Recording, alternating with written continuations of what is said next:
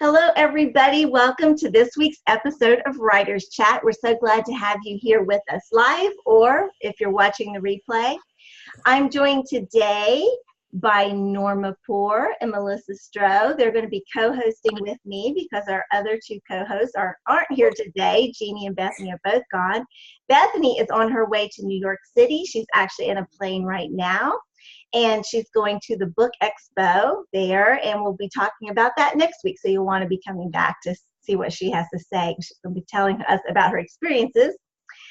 Today, I am so excited because we have as our very special guest my agent, Tamela Hancock Murray. I'm so thrilled to have her with us. Tamela's been with us. This is maybe your third or fourth time, I think, being our guest. I'll try to say something new. I don't know. But things change, so it's really great to have you. It's fun any day of the week to be with y'all. So yeah, we're glad to have you back. We recently celebrated my 9th year of being Tamela's client. I could hardly believe it. Yeah, way back in 2010, I signed that contract. So Tamela has been an agent since 2001. She's with the Steve Laube Agency. Before that, she was an author herself, so she knows what it's like. And she's also, she's an award-winning author. She won the RWA Inspirational Reader's Choice Award. So, she does know what it's about. So we're just excited to have you here today and to find out. We're going to be talking about your perspective on the publishing industry. And I think we've got some questions. And if you've got questions in the chat, of course, we want you to put those in there. And then later, we'll have everybody come on and you can get a chance to talk to Tamela in person. So, all right, Tamela, your perspective on publishing in the year 2019. Well, the more things change, the more they stay the same, to use a cliche, which another cliche, don't use cliches in your writing. But actually, basically, it really has stayed the same in that put out the best book that you can, write your best book, consider your readers. Your reader is the king or queen. And you're writing to please your readers. Of course, in Christian publishing, we're writing to please the Lord. Yeah. But when we have that spirit and we have that Christian worldview, I think that comes out of us naturally to do our best to please the Lord. So then you're thinking about your reader, like, what will uplift the reader? Why would the reader come to my book? And also, one of the things that I've been seeing, and it's always been this way, really, take the time you need. Don't feel, unless obviously you are under contract and you have a deadline, that's a different thing. But when you are just, trying to break in, take that extra time. And, I'm planning to be here, and the publishing company should be here. And so, I would rather a writer take that time and submit the best possible manuscript. So don't worry about taking time. I don't mind that at all. That's really good. And it's interesting, as you were saying that, I was thinking about Melissa, who's writing 3 historical novels in a series for. Oh my goodness. and just recently signed contracts. So, Congratulations, that's great. Yeah, and just how good it is that she's already going to have those pretty much done as they come out, right, Melissa? Exactly. Yeah, I'm still working on the 3rd one, but it's not due till next year, so I have a little bit of time to get it all down. So under the wire still, the first time. Are your books listed on Amazon yet? No. The first book actually isn't due into them until December, so the manuscripts haven't been turned in yet. So. Yeah, it's going to happen pretty quickly once they're in. Yeah. So that's wonderful. I always love to see a person, I love to see writers that are writing great stories for our readers, because I think we're giving them an alternative to other things that are out there. Yeah.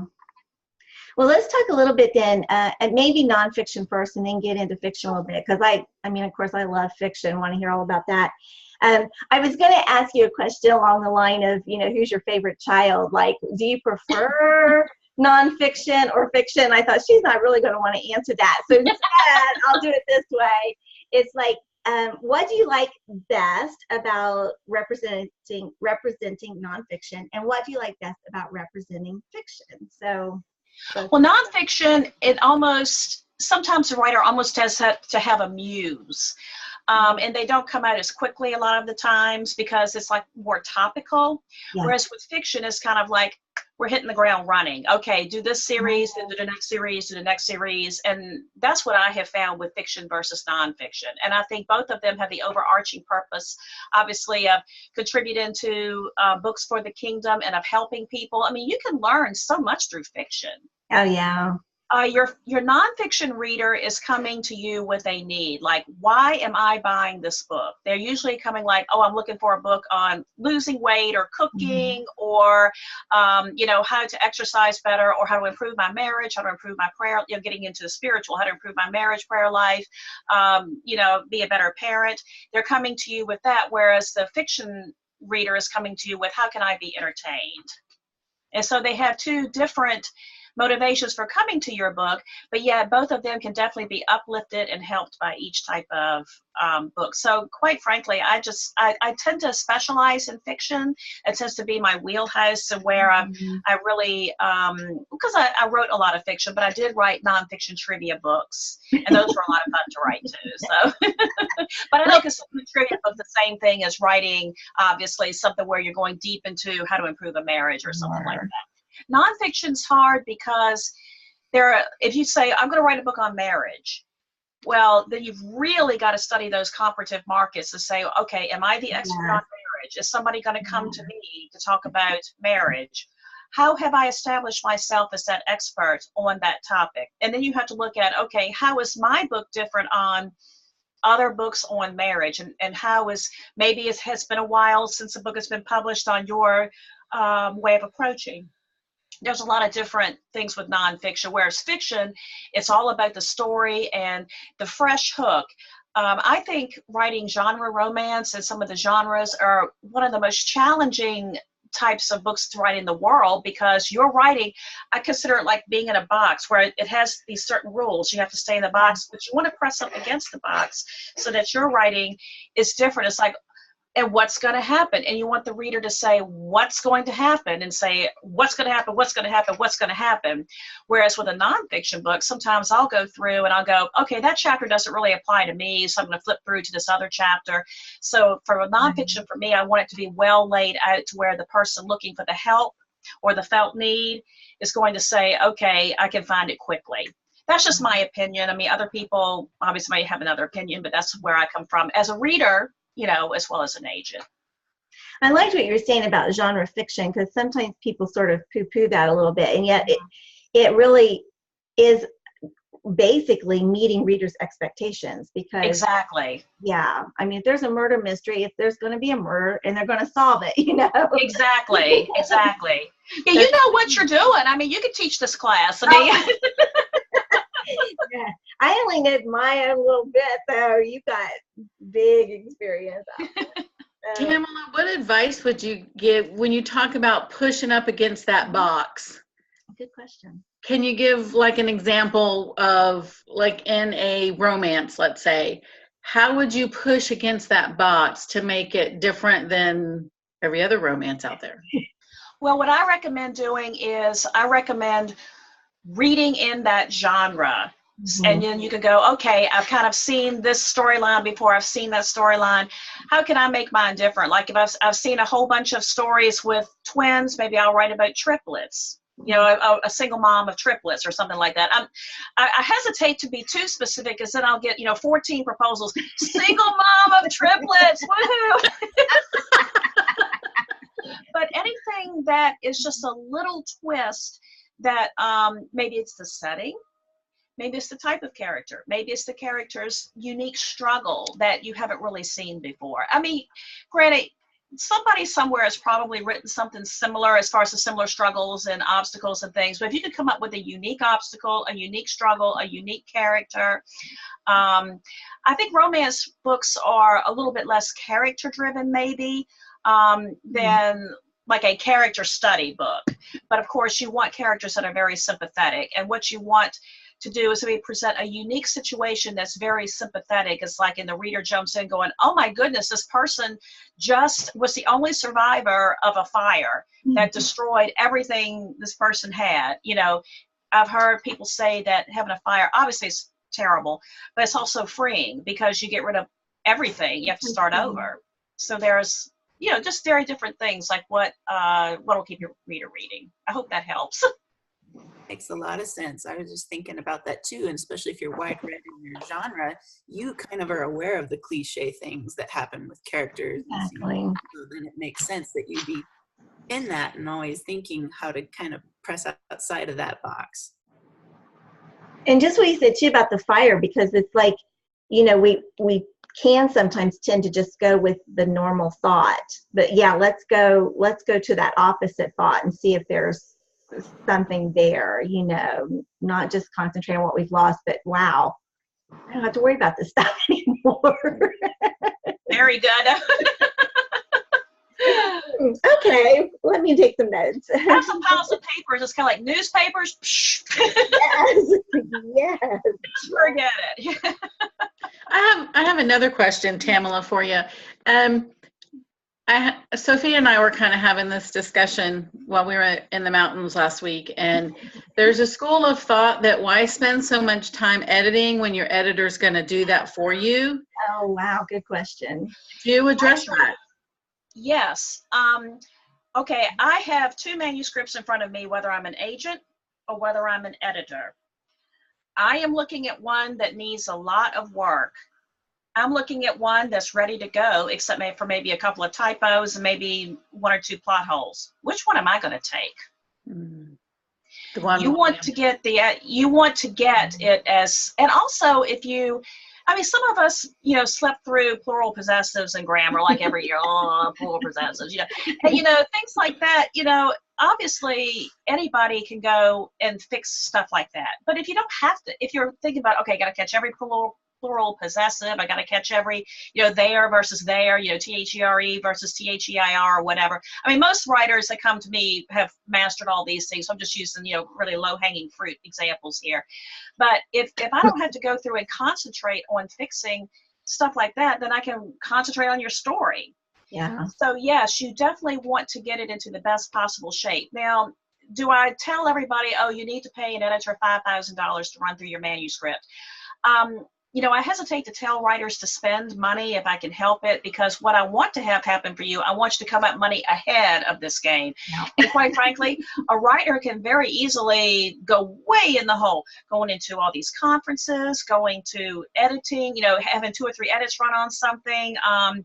You can, and I'm not saying these things are not beneficial, but when you're looking at your budget, think about where's the bang for my buck. You know, should I go to a conference I can drive to as opposed to flying?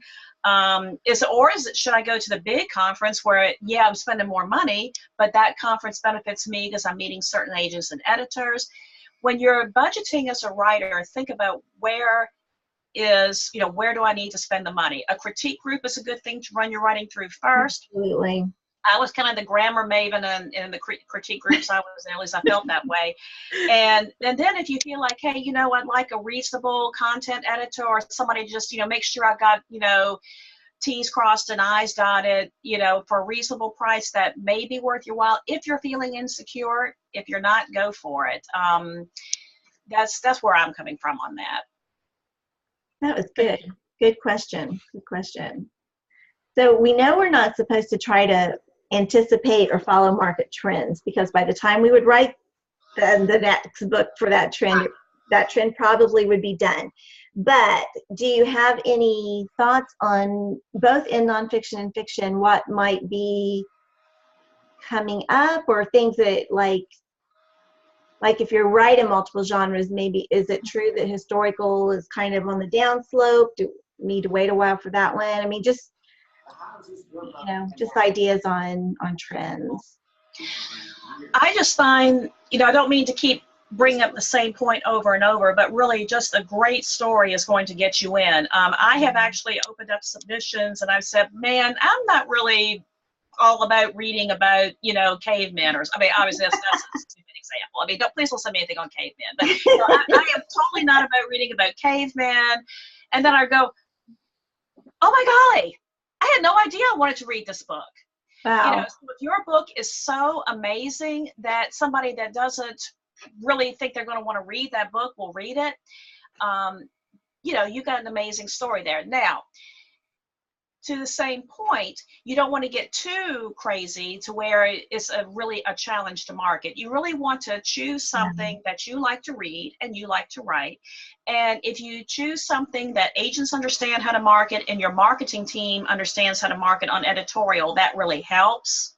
And then say, here's why I'm, you know, the best person in this genre at the moment to be writing this book. But if, you know, again, if you write something just really amazing, that's going to get it. So if you're feeling very, very led to write about the 20s, write that. It's not a real popular time period right now, but you know, if there's a reason to write about it, write about it. I don't like to say, oh, don't write historical or don't write contemporary, because you got to figure you got to take time to write your book. By the time you write your book, there may be an opening for the 20s. You never know. Again, if the story is amazing, you know, and the thing of it is, when you're not writing like Mayberry RFD, the town was almost a character. Yes.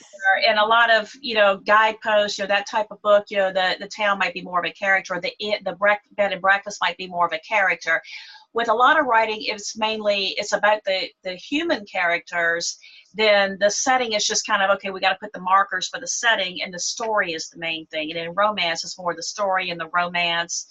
And it's, the reader's not necessarily looking for, okay, let's have a big sidebar about this battle or some details about that. So it's the story's the main thing in most fiction that I represent anyway. That's not to say that there isn't some fabulous fiction out there that talks in depth about battles and things like that. So it's just whatever you want to read and write. Okay, that's good. That's good. We have a question. Yeah, go ahead, Melissa. We read that. Dory asked in the chat if it was accurate to say that a fiction book should be complete before submission, while a nonfiction book doesn't have to be finished yet. Is that accurate? I think it's always great to have a book finished, because when you go to contracting, you can go, I'm ready to roll. And if the editor has, especially like with category romance, the editor goes, wow, I've got a slot open in March, you go, well, I'm ready to go. Yeah. That really is helpful for the editor, because fiction editors, especially category, tend to have, you know, slot. Nonfiction, I wouldn't say you don't have to have it written. I mean, I think it's a great idea to have it written personally, because what if you get, you know, you say, I'm going to write a chapter on how date night improves marriages. And then you go, oh, I've got so many ideas. And you go to write it and go, boy, this really isn't coming back on paper the way I thought. I mean, that can happen in nonfiction too. So I would hate for somebody to promise a chapter and then the chapter goes kaplunk. Of course, you can talk to your editor about that, say my chapter went kaplunk, and you know, you can brainstorm. I are a writer, my chapter went kaplunk. But anyway, you know, but you can work that out. But I think you should at least have a solid outline with nonfiction too. And one thing about fiction, if you're writing category, their needs are so very specific that even an established author, they're going to probably want you to write for them and show, hey, I can write just for your line. For a trade book, if you're a category writer, they're going to want you to show, I can add that texture, and I can add those plot points, and I can add those words. And it's not going to be, well, I wrote very, you know, 1,000 times to, you know, puff up my manuscript. You know, it was very, very good, very good. So you want to show that you can do that, and it's nice to have it written and not be sweating it out, because then when the editor asks for the manuscript, you go, oh my goodness, I've only got 3 chapters. It's just kind of like, well, the editor's all excited about it and probably ready to sit there and read it, and you're going, I think I can have it done by January. You know, so it's a good idea. The more you have written, the better. Good question. Somebody asked, what's a category writer? A category writer is somebody who is writing for a very specific market, like anything that's a specific line. And a lot of publishers have a line where they're mailing 4 or 5 books to a club every month or something like that. They have a very specific word count, a very specific formulas. Like Harlequin, people like that, that would be more a category, whereas trade books, they're more texture, they're a little bit longer, and they have a little more latitude. But again, they still want to sell books, and they still want you to write to market. Okay. Does that help, Dory? Good question. Okay. Good question. I was going to ask too, what stands out to you in a proposal, whether nonfiction or fiction, and what do you read first? I've heard people say they read the market section first. Some say they read the writing first. What do you read first? I read the subject line first. Oh, okay. I mean, I know that sounds like I'm being flip, but I actually wrote a blog on this where if you can get my attention with a subject line, it's like, I gotta read that. You know, you got an amazing title. And sometimes a title will almost sell a book, especially in nonfiction, because again, that person's there with that felt need. Like, you know, I really lose 50 pounds by summer. I mean, you've seen it, you know, or whatever, or eat all the chocolate you want and still lose weight. You know, you could probably open that up, or a lot of people will, but, you know, some crazy thing, but, or, you know, hotline to God right now, you know, something that's going to really, really get the person's attention. And so it's really cool to have a really good, rather than saying query. I mean, obviously I'm going to open it up. Yeah. But if you can really get an attention-grabbing subject line, that really helps. And as far as the proposal itself, which was the actual question, I would say, you know, for nonfiction, we really do have to look at platform. Mm-hmm. And it's not because we're trying to be difficult. It's because, let's say I wrote a book on how to fix your Ford. Okay. Tamela Hancock Murray, how to fix a Ford. Does she own a Ford? Does she have any idea of driving it to the Ford dealer, how to fix it? Drive it to your Ford dealer. That's how I fix mine. I mean, you really have to show that you have that qualification to write that book. I love that book. I know I would probably buy that book. The easy way to fix your Ford. We didn't say it was cheap. We said it was easy. But, you know, you have to show, you know, why are people looking to you for that book? And that's why, and it also has to be a topic that people can relate to, and it has to be a new take on the topic, or something that, hey, I think people will say, you know, why does this book on marriage stand out as opposed to some other books? And like, you know, why, if I've got Joyce Meyer and I've got Tamela Hancock Murray, who am I going to pick up on, you know, Battlefield of the Mind or whatever? Yeah. You know, you got to look at who, you got a lot of heavy hitters in nonfiction that are writing on the you know, the basic topics. And so you got to say, well, what's going to make somebody pick up my book? Yeah. What can I add to the conversation? In fiction, it's got to be the sympathetic. I mean, obviously I'm going to be looking at sales history for an established author. For a debut author, I want to be able to jump right in and go, I've got to read this book. I have got to find out how they're going to solve this problem. And one question I have gotten in the past is, well, for your summary or blurb, doesn't the editor or agent want to be surprised by how the book ends? Should it just be a teaser? You can have a teaser, but I want to know in the summary how it ends. No. You know, does this couple get together, and how? How do they overcome their obstacles? I have to see that there aren't any plot holes. That's good. That's good. Someone also asked how long it takes to hear back on a proposal. It really depends. You mean from an agent or from an editor, or both? Let's go with both. Let's do with the agent first and then with an editor. You know, I really don't want to pinpoint, because I don't want to speak for anybody else. I think our guidelines say, you know, product in 6 weeks if you don't hear. Editors can be longer. Some editors give a passive no. We actually know which editors are kind of like the passive no editors versus no right away or whatever. And sometimes we hold on to things because we're on the fence, and I know that's not good for you, the author, but it does vary. But yeah, a month in agent time is 10 minutes. A month in editor time is 5 minutes. I mean, it's, and I understand, believe me. It's kind of like, well, can't you make up your mind? And it is hard. Because we do get a lot of good submissions, and I turn down really good books, you know, weekly. Wow. Books that I think will sell, but maybe I'm just not the right person, you know, from them for that book. Do you think you get most of your clients, or have gotten most of your clients from queries, or from more from conferences and things like that? Wow, I've never really done a breakdown. I know I've met a lot of people in person. I enjoy that one-on-one, meeting them, kind of knowing who they are, because their name pops up and go, I know who that is. Right. You know, if you interact with an agent on social media, it kind of like, oh, and then their name becomes familiar to your name is familiar to the agent. That can help. Obviously, meeting in a conference is great.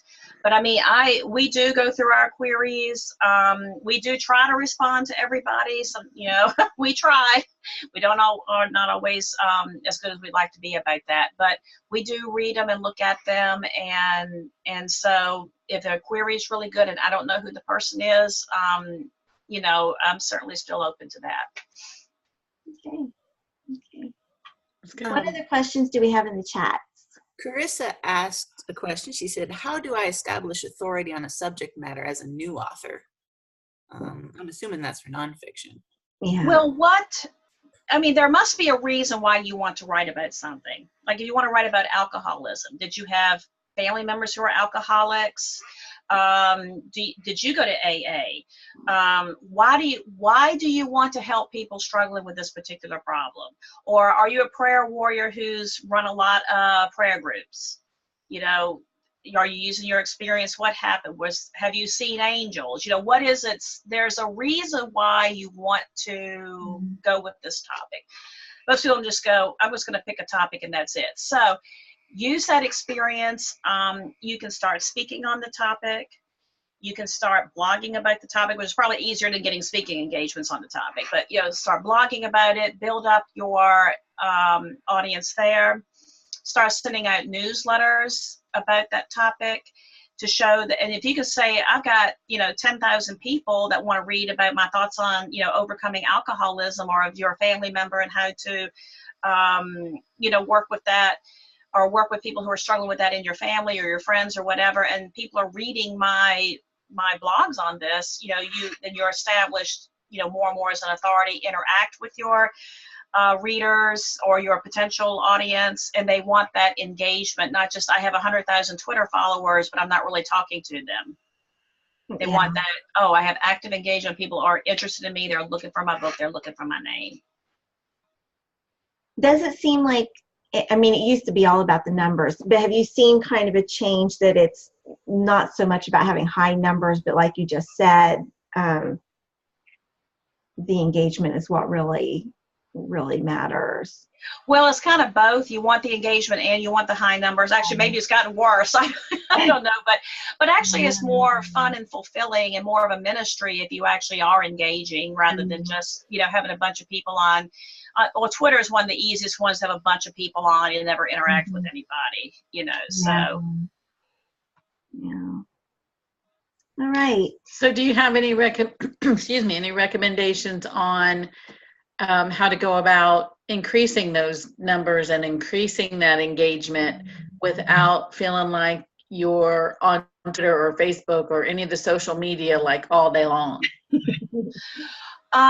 Most people recommend about a half an hour on social media every day. And if you're really targeted, there are some programs that can help you with your social media that'll do some, like, you know, automatic tweets for you and things like that. That'll kind of keep you on there. I would just say just interact with your audience, and you'll start getting more followers because they see you and then they want to follow you. And then it's just like going to a party.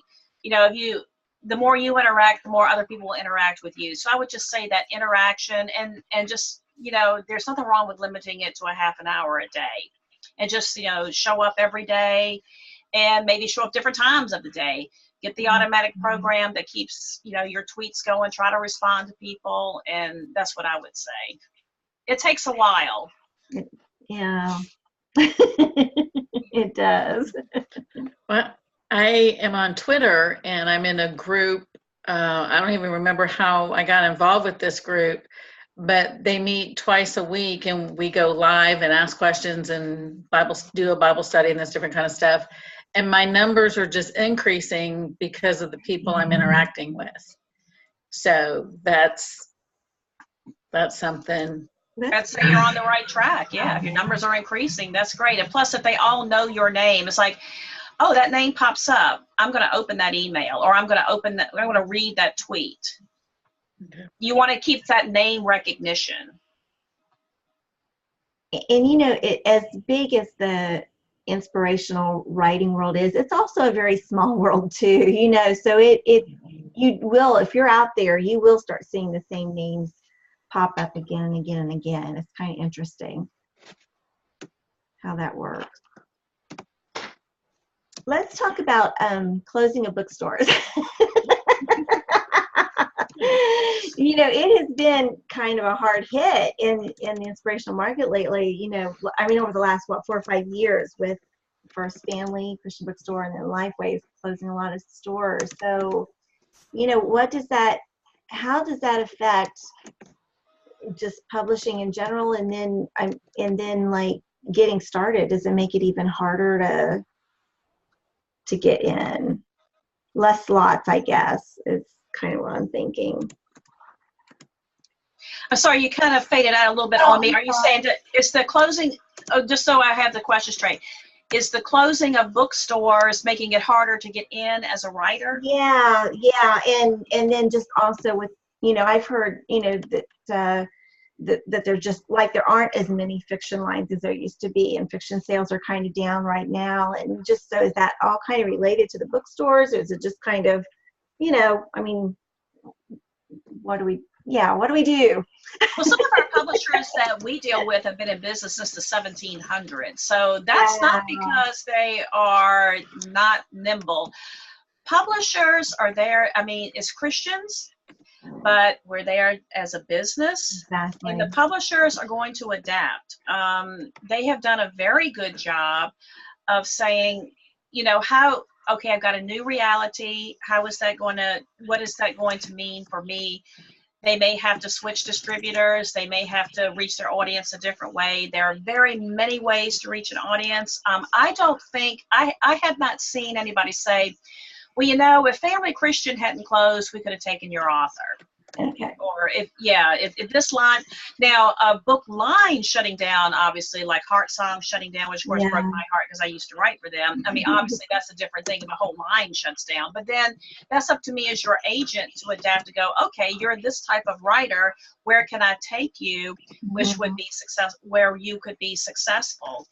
And you know, that's where we are. We just have to adapt and not, you know, keep calm and carry on. You know, just don't panic, and just know that everything changes. I mean, look at how Uber has disrupted the taxi cab industry. Yeah. I mean, just about every industry has had disruptors, and to think that we're immune from that, you know, that would just be crazy. So, and you know, just to kind of follow up on that, you know, with indie publishing being what it is, and a lot of people don't feel like they need an agent, and there probably are people who don't. I'm very thankful for my agent, because actually, as far as thankful for you. Thank you, because she has taken me to places that I never thought I would go, and it has been with Annie's fiction. I think I've talked about that on here before. You know, I wouldn't even have known to ever submit something to them, and just happened to be on the phone with Tamela at the right time, and now I am writing.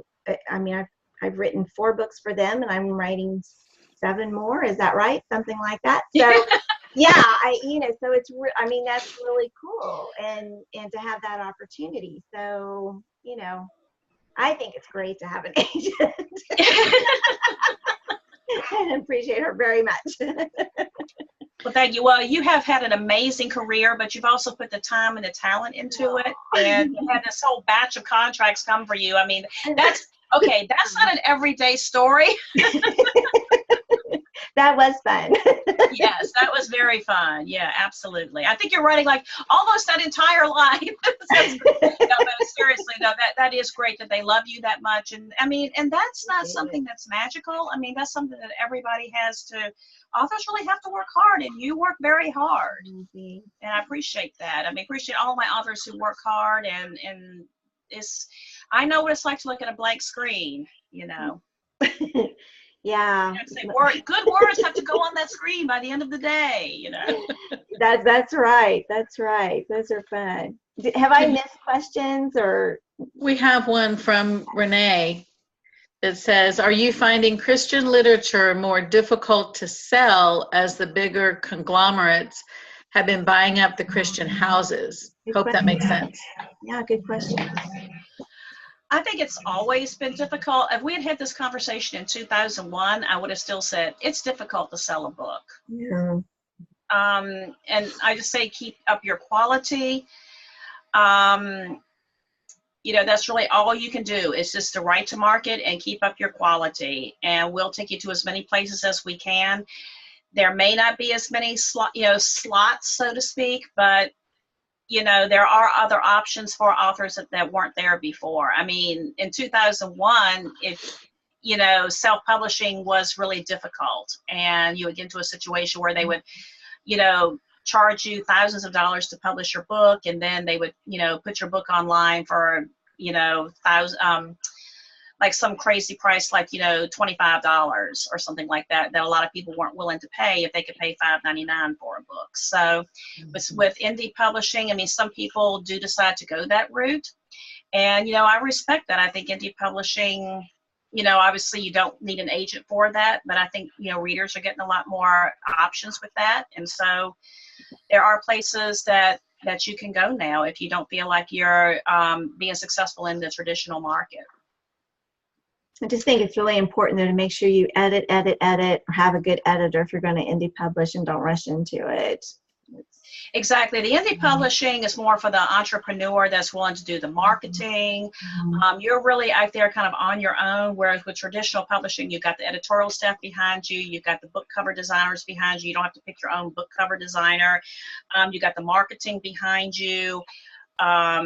You know, you write the book and you partner with marketing the book, but it's not anywhere near what you have to do for indie. So it's a totally, I didn't even mean to open that door because I'm not an expert on indie publishing, but I did want to point out that, you know, that there are more opportunities out there for writers now, you know, than there were in the past, I think. And I respect it.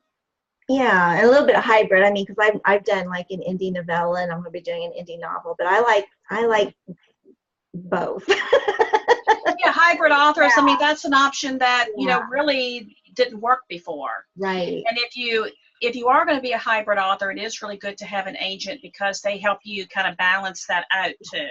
Yeah. Absolutely. And make sure that you're, you know, keeping with your contract with your traditional publisher, not competing with yourself. Exactly. Yeah. Yeah.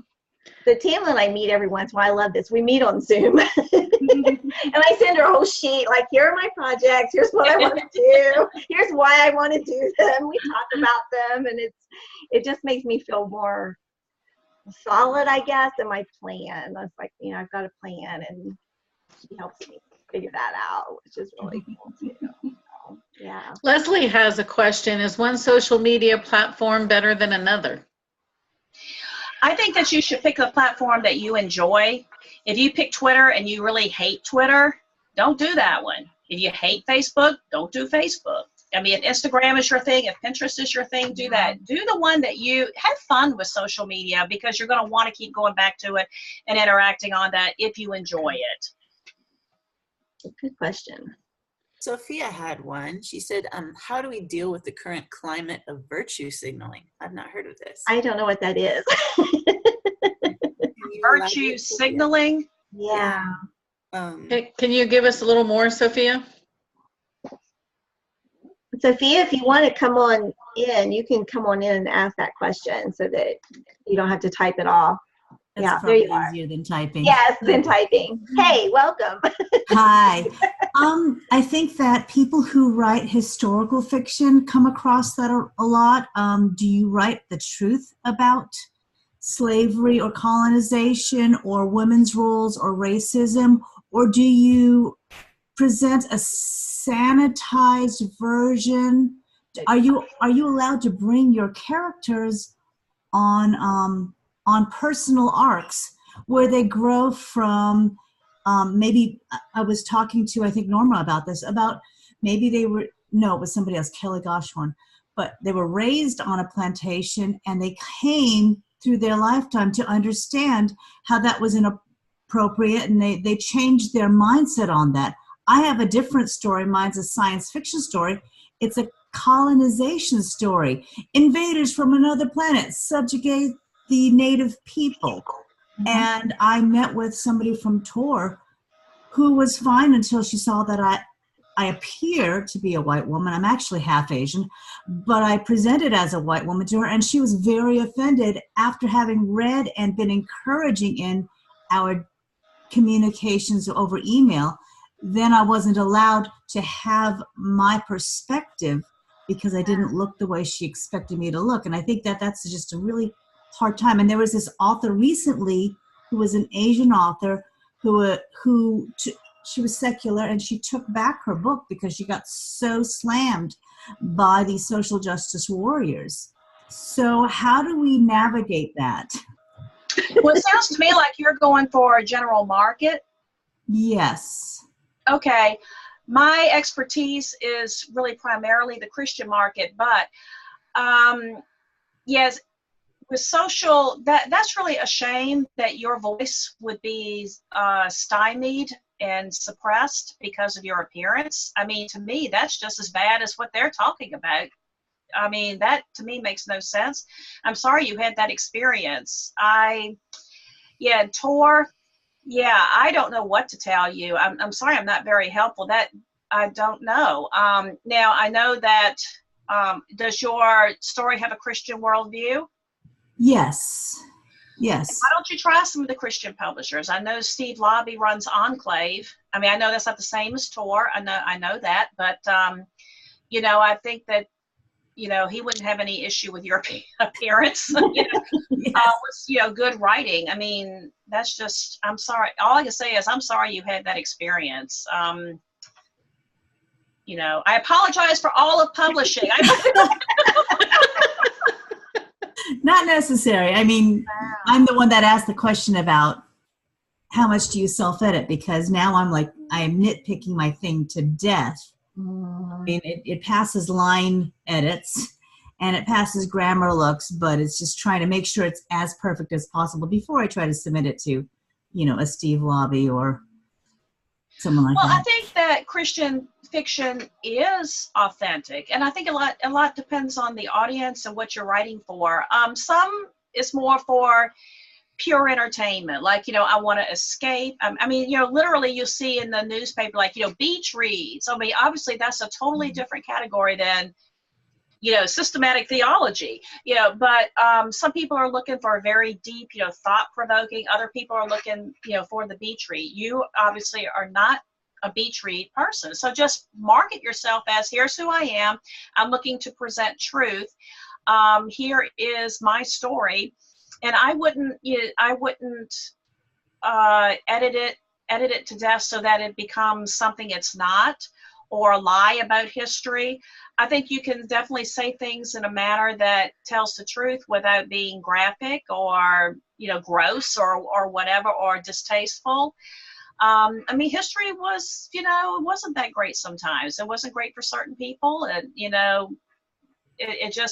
lot of people, most of the history that we read was written by, books were written by privileged people, so they are written from that perspective. But most people really weren't rich, and they were too busy, trying to scrape together a living to write a book.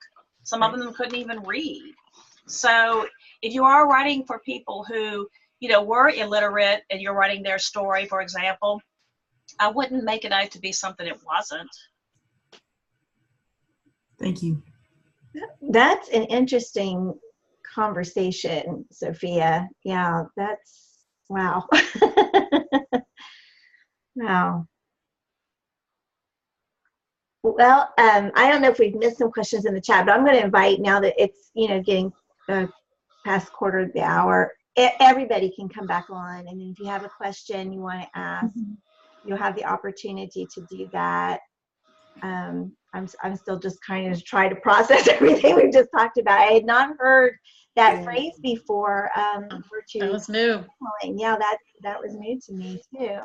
If anyone has trouble getting back in, let me know, because I did stop some videos, and I think sometimes I have to be the one to restart. I'm not real good at that. So just Sophia, would you just for everybody say that term again and then define it? Virtue signaling is, I'm just starting to get it. It was a good tag for me to understand what I had experienced. But this is hard. I have 7 kids. I'll start there. And they run from very conservative to very liberal. And one will always call out racism, which I think it's good to call out. One will always call out feminism. One is trans and will call out hypocrisy from the feminist movement against that person's whatever identity. And so virtue signaling, I think, is when you show how woke you are. Mm-hmm.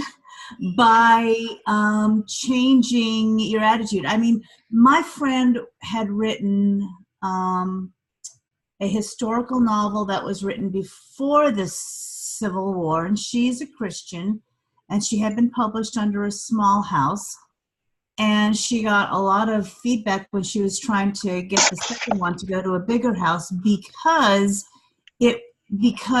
her character's story arc started with an acceptance of slavery. Mm. Now, nobody in this day and age actually thinks slavery was a good thing, but she didn't want to rewrite her story to ignore the fact that she was born into it. She accepted it, and it wasn't until she grew as a person and saw the reality of it that she chose personally to reject what her family had been built on. Right.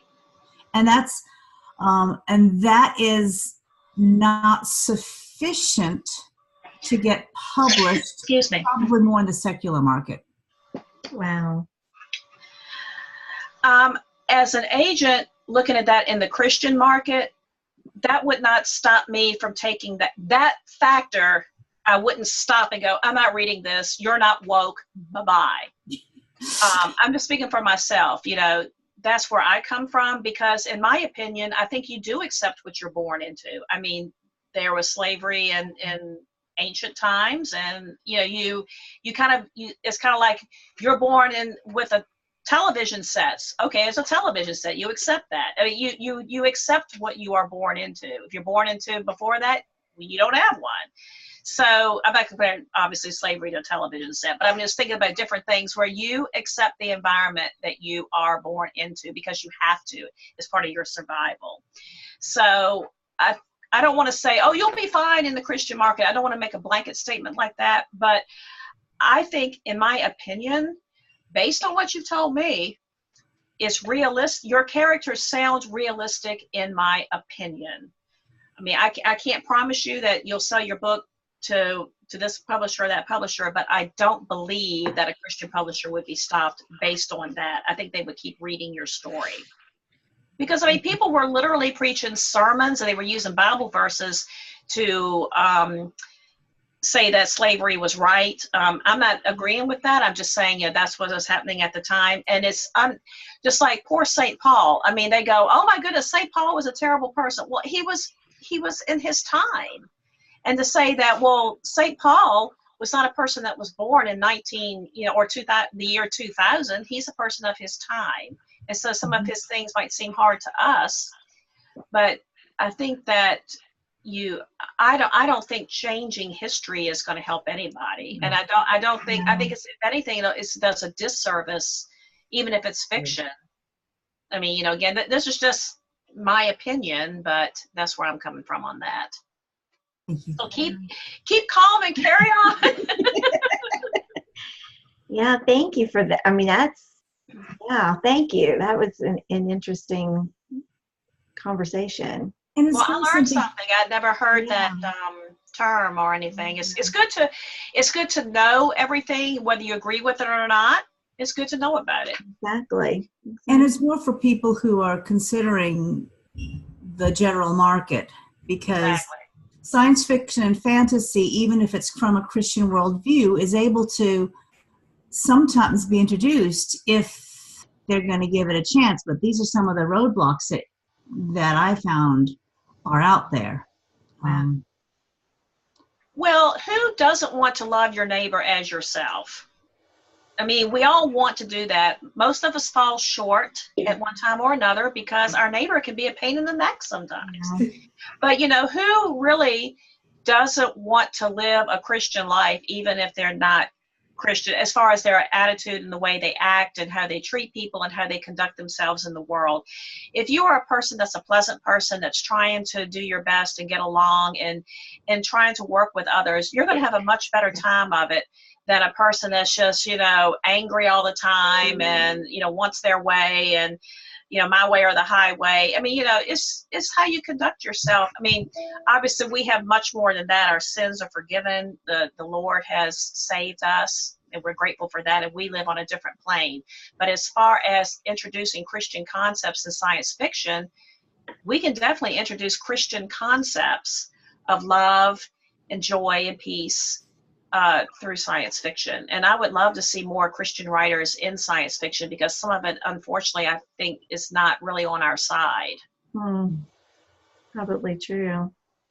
Krista, did you say you had a question? Yeah, so I am writing on the subject matter of for survivors of suicide.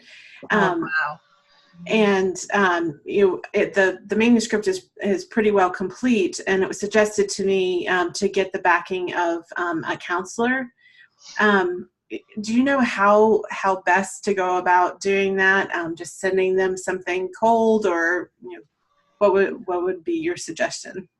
Have you got a platform on your own that shows that people are going to buy your book? Say, if I am somebody that person will recognize. Do you know somebody? Okay, so if you have that background, and pardon me for not knowing who you are, that's a topic that I really haven't investigated, and I'm so sorry that you have the authority to write on that topic. Appreciate that. But you could, get to know people through your church. I mean, I would do the relationship thing first. If there's anybody who can kind of guide you to somebody who would be sympathetic to you. Other, kind of a cold calling through the phone book or on the internet, going, a therapist specializing in suicide, that would be a tough go. And I'm sure they get requests every day, and if they don't know you, they're going to probably go delete.